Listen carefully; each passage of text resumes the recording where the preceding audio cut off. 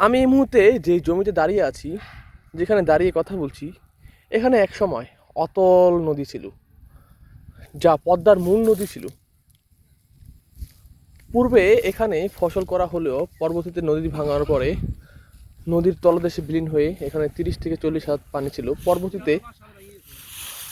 পরবর্তীতে চর জেগে এখানে কিন্তু ফসল ফলানো হয়।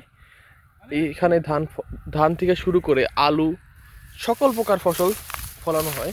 আর বলে যে তো আনন্দে আত্মহারা, এখানে ধানের জমিতে শুয়ে আছি।